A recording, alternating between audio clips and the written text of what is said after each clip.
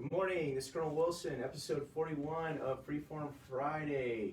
Coming to you again with Wingman here, Chief Lewis. Chief, good to have you back. Good to be back, sir. It's been a long week, been a lot going on this week. Yes, it has. I've taken 2 days of leave, but it feels like I have not. So there's been a lot going on in the swing and on the installation. So it's good to have everybody back. As you can see, we have a couple of visitors, as has been customary over the last couple of weeks.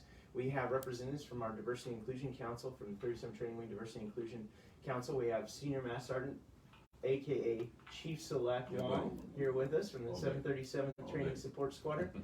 And we have Ms. Africa Harrison from D&I ELC, our Defense Language Institute English Language Center here. So it's great to have you guys here to talk about the Diversity and Inclusion Council. But before we do that, would you guys mind telling us a little bit about yourselves? We'll start, since you're more of my direct line of sight here, Chief Select. What organization are you from? I said you're from the 737 TRIS, so I already kind of gave it away. But what's your focus here in the 37 Training Wing? And you tell us a little bit about yourself and your family. Sure. Thanks for having us, sir. Of course. Chief. So our focus in the 737 Training and Support Squadron, my personal focus, has definitely been diversity and inclusion. Obviously, that's why we started this council and wanted to bring that to the wing. Specifically, we work in basic military training. We're responsible for all the discharges from basic trainees, including graduated airmen, but we also have the independent duty medical technicians. It's a mouthful, but the IDMTs. We run all of the support agencies for BMT, as well as the MTI schoolhouse. So it's a pretty diverse, pretty unique mission for a squadron set. And then for me personally, married with 3 boys. Oh my gosh. Yeah, hashtag boy mom. The youngest is 3 years old, and he definitely gives us a run for our money, and the oldest is 15. So yeah, that's my life. So it's interesting, 3.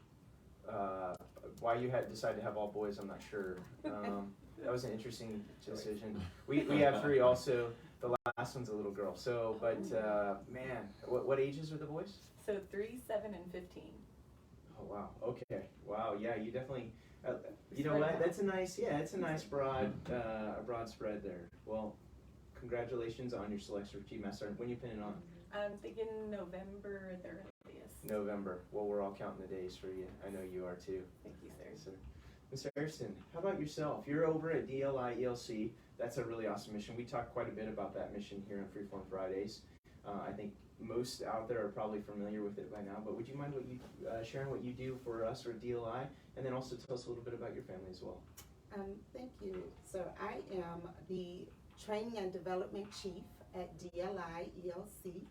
I am responsible for helping people develop and to set the pace for the org culture inside of DLI. Very passionate about diversity and inclusion.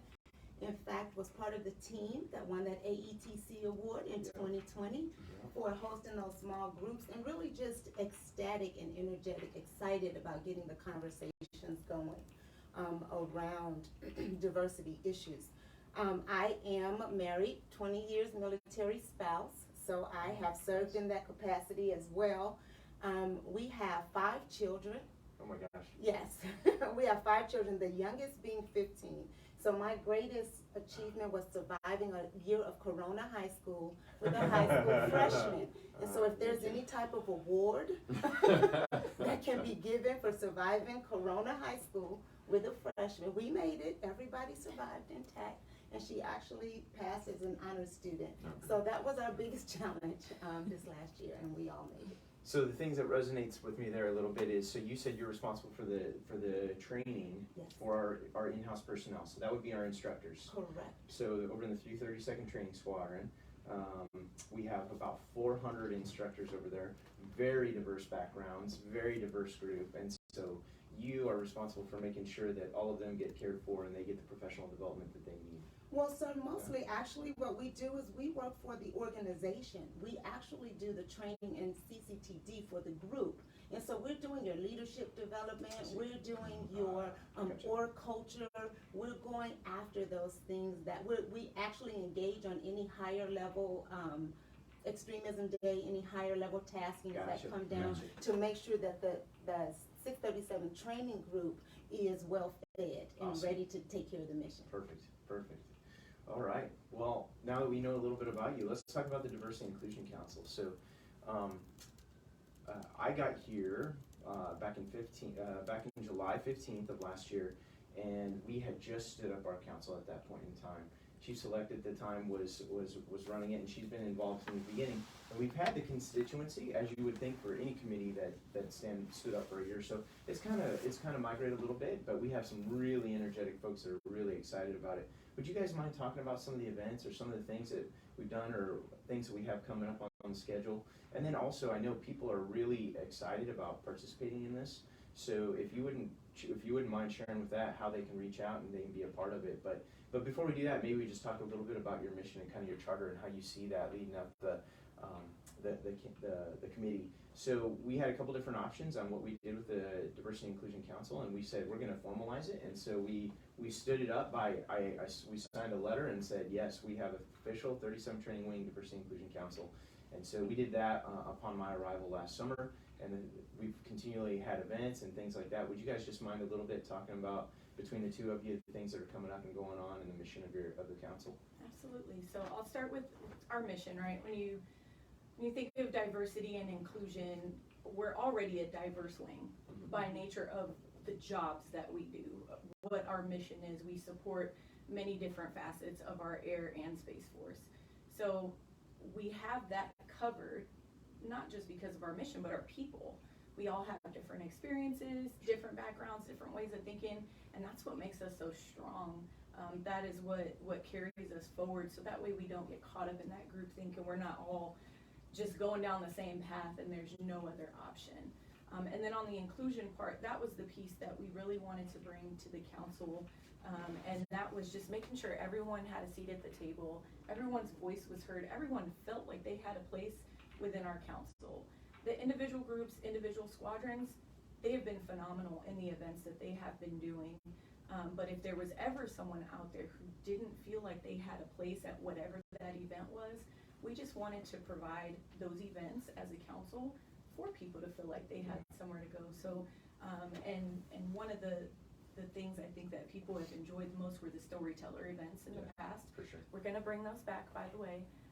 We just had a strategic pause to kind of get our calendar forecasted, but the storyteller events, just learning about each other, that has been really, really successful in the past. And then I'm gonna flip it over to Africa, and she's gonna talk about what we have upcoming. Awesome. Thank you, Chief. We coming up, and soon we have a Juneteenth celebration, in fact, that is going to be launching next Friday, the 18th, on the D&I campus. Everybody is welcome to come. And so the intent and motive there is, again, to promote that inclusivity and to just celebrate one another together. Following that, we're going to have our first LGBTQI plus Pride Month exhibit hall at D&I in the Seville Hall on the second floor. So if people have a chance, we want them to stop by. That is also a version of storytelling, and the team that's putting that together is very excited to finally be able to kind of share their story. That's next week on Wednesday, and there's also a panel of what it is like at D&I to be queer in the military. So we've had guest speakers. We are all things can be found on the Team Up calendar. So the 37th Diversity and Inclusion Council has a Team Up calendar. The link comes out in the Hawk Talk, and everyone can find out what we're doing and where we're at, and please join us. Awesome, awesome. Chief, any thoughts about the council or the committee? If not, we'll keep pressing. We're good. Yeah. I don't know if you need to piggyback on what they just expertly told us. All right. Well, this is good. I mean, what this all comes down to is having a broad array of perspectives, because it makes our force stronger and it makes our force better.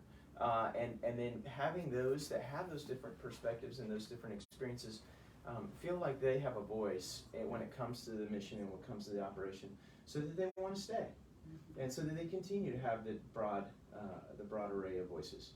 I think, and at the end of the day, it's about making our mission stronger and about having a common understanding of each other and bringing us all together so that we're better for it. And that has always been my favorite thing about the military and my military experience, is that I can look at mentors, I can look at superiors, I can look at subordinates, and whether it was a black male, a white female, Latino male, I've had all those experiences in my life, and I've had it because of the Air Force and because of this background, and I'm just grateful for it.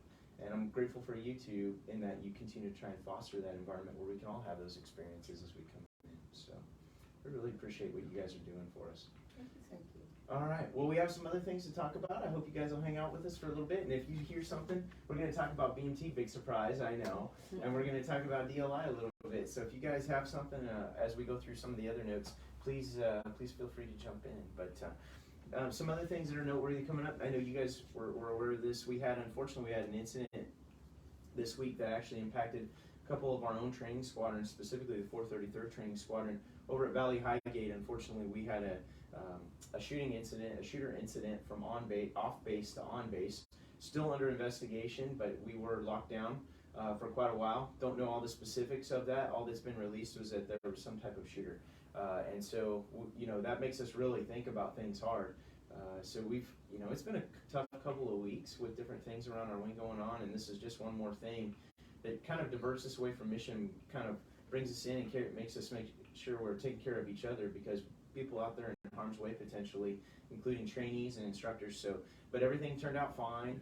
It was a whole lot of smoke and no fire. Everybody's safe, and everybody continues to be safe. I want to make sure everybody out there knows that. But it just tells us we get to continually be ready for anything. As long as you're on a U.S. federal installation, on a military installation, you never know what could happen. And so I'm just grateful for our wing, for that quick response. Everybody's fine. A lot of noise, a lot of much bang, but not much else. And so so thanks to everybody who was a part of that response. You guys, what was your experience like? Just basically locked down. Everybody was concerned. I know that. I was off base, but I was at Randolph, so the hardest part for me was the leadership challenge, and I was with my whole team. So the whole leadership team was out and trying to communicate back, and we're worried about our folks here and the mental space that they were in after, because that was my squadron's old building.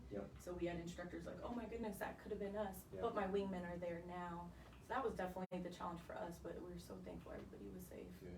Yeah. Quick response from the defenders here on base in the 502nd. I think General Miller's put out a couple things so far on what happened, and consistent with that, again, a great response. MTIs responded well. The trainees responded well to the MTI's direction, no surprise. And then the defenders and making sure that everybody was safe responded well. So glad to have that one behind us. Hopefully we don't have anything like that come up again. I was actually on leave. I was in Alabama at the time, and I got the call. And of course, being a commander, being away from your wing when things like that are going on isn't ideal. But I'm just appreciative of the leadership team. Colonel Schaefer was here. Colonel Pixley responded well. He was one day on the job. You never know. We just had a change of command the day prior with Colonel Pixley, and then lo and behold, here you go. So you got to be ready at all times in this business, as we've seen time and time again. So. Also, some things coming up. Proud Week. Proud Week, not to be confused with Pride Week or Pride Month. Proud Week, and this is about taking pride in your environment, your community, and going around and cleaning things up. So General Miller, the 502nd Air Base Wing Commanders, designated June 14th through 18th as JBSA Proud Week. And what that means is typically it kind of falls on facility managers to start kind of looking around their communities, but this is on everybody. Just they walk out and they go around to make sure we police up any debris or any trash that's around the area, just to make sure that our area looks nice and that we don't have a lot of trash floating around the installation. So that's good. We also have the JBSA Tech Expo that's coming up on the Wednesday, 16th of June. We're hosting here at the Gateway Club, Lackland, no big surprise. So that is a AETC wide event, so we expect that we will have participants from all over the command. So we encourage everybody to go out and check out all the new innovations that are out there across the command. We've tried to do this a few times, and this I think will be one of the first times that we've actually got the displays up, and that'll be over at in the Gateway Club here on Lackland. And encourage everybody to go out and check it out. All right, people, we talk about our three priorities: people, modernization, people, partnerships, and modernization. On the people front, basic military training. We are moving again towards an in-person graduation coming up on the 22nd of July. The good news is that all trainees that have wanted or have volunteered for the vaccinations now have it available at week 0 of training.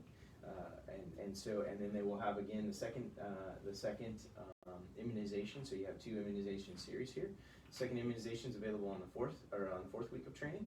So everybody would potentially be fully vaccinated upon graduation. It's really great. But we've also seen a huge trend in that they're coming to us vaccinated, and so that's great as well. One thing that why that's important is because if they come, then that means they're no longer required to wear the mask throughout the training once they hit their second series of the vaccination plus 14 days. So that makes the training environment a little bit more bearable, not to have to mask up. The other thing is that we are moving towards granting off-base liberty in the future at some point in time, and so that will be one of the prerequisites for heading off base as a trainee to take off-base liberties, that they will have to be vaccinated. On-base liberty will be given for those that are not when that time is right, so that to keep that equitable between the groups. But it's been a big spin up to this, but we're moving in that right direction. Yeah, so good stuff. On the partnerships front, community, we had the opportunity to brief several of our honorary commanders this week on the DRIVE program. Now, Chief, I know you're all about the DRIVE program, right? Because the 737 Training Support Squadron Colonel Chio Stallworth, who, oh, by the way, has a little change of command today with Lieutenant Colonel Burdett Millen, who's coming in to replace him. But I know that has been Colonel Stallworth and really the Trish's baby. Would you mind talking about DRIVE real quick? I know we've talked about it here before, but we had all the honorary commanders. We're trying to get some local involvement in that program too from our civic leaders. Do you want to talk about it real quick? I would love to, sir, and I will keep it quick because you know how it is when you're passionate about something. I can ramble on, but I won't. The DRIVE program was something. You're right. It is definitely our baby in the tryst. But we found that there was no TAPS requirement for folks who were getting discharged. So that was the first thing. Is, you know, most people who are getting out of the military, they go through TAPS and they get set up for success. So that was ultimately the goal, is let's set people up for success who are otherwise disqualified for military service, from serving in an active duty lens or a reserve or a guard lens. So let's give them an opportunity. So we worked with our counterparts at AFPC. We helped them write resumes. We let them take online certifications. And then we were able to partner with AFPC to create GS civilian jobs for these folks, which, you know, when you find out that you're not going to be able to serve, your heart's a little bit broken. But when you find out you can still serve, just in a different capacity, Right. I mean, you should just, I mean, I know you've definitely seen, because you came and told one recently that they got approved, but their eyes just light up and they're like, I can still serve, but in a different capacity. So yes, sir, we appreciate the shout out. So, thanks. That was great. That was a great summary. So, when I think about the DRIVE program, and right now we're starting small. It's here focused mostly on basic military training, though we have a memorandum of agreement between our 37 training group and our technical training, and we're going to start to see this grow. General Craig over at AFPC, Air Force Personnel Center, is on board with this thing, and he's trying to move the ball forward on it across the entire enterprise. So we're excited. It's definitely an emerging program. But the way that I think about it is 3 different bins. And so when we have a trainee that's not, for one reason or another, not going to be able to continue to serve in the military capacity, you got 3 different things you can really look at. You got civil service, like Ms. Harrison here. And there's many ways that people continue to serve. My son, for example, is doing an internship. He hopes to become part of civil service here in the future. But anyway, you can serve in that capacity. And we do have designated positions that have been authorized. I think there's 30 positions across the Air Force where we can place these young men and women into those positions. Second is local hiring. And so that's where we continue to work with our local civic leaders and our local community leaders to see, is there any local hiring opportunities here in the Joint Base San Antonio area. And then third is academics. Some of these folks are really, it's incredible, not only the intelligence, but the actual educational background that a lot of our trainees come in with. And some of them they may have an associate's degree, or they may be working on a bachelor's degree, and they may want to go back to school. And so we help them transition in that phase, in that respect as well. So you kind of look at those 3 different ways we do that. And it is an exciting program. So anybody that wants to be a part of it, there's certainly going to be opportunities for that. But we will continue to push out more information on the DRIVE program. But we did have our civic leaders, for any that's watching, thank you for your participation. Our honorary commanders through our Honorary Commanders Program, and we look forward to having you continue to participate. So we have that, and then so that's kind of on the BMT front. On the DLI front, we mentioned there'd be a note on DLI. We have the PURPLE program here, and the PURPLE stands for Puerto Rican Project Language. And so this is really exciting. It's a program where we send instructors up to Maxwell, and they provide, I like to call it kind of a top-off in English language before we have Puerto Rican cadets, Air Force ROTC cadets that come in, and they're going to go and they're going to study and work on their skills to make sure their AFOQT scores, that they have an opportunity to have experience with that. And so they get some language and cultural training as they come in and do that too. It lasts from June, I've got the dates here, June 1 to June, from the 1st of June to the 2nd of July. Let me see if I can say that better. And it lasts about a month, and it gives them full cultural immersion up at Maxwell. And we have a train that's up there doing that. It's pretty exciting stuff too.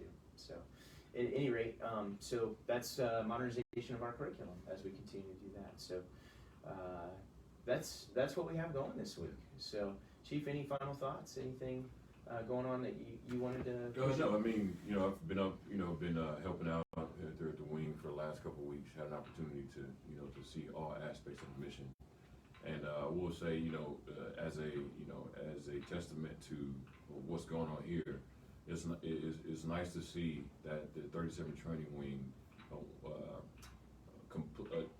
is completely dedicated to the men and women from cradle to grave. I mean, even down to the drive program for our young men and women.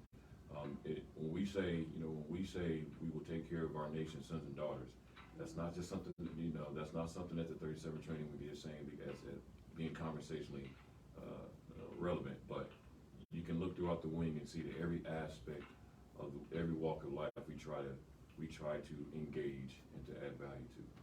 All the way from the time they get recruited and get off that bus for the first time to the time they retire after they continually get training and development all the way through that training pipeline. So anyway, so I appreciate you guys taking your time to be with us today.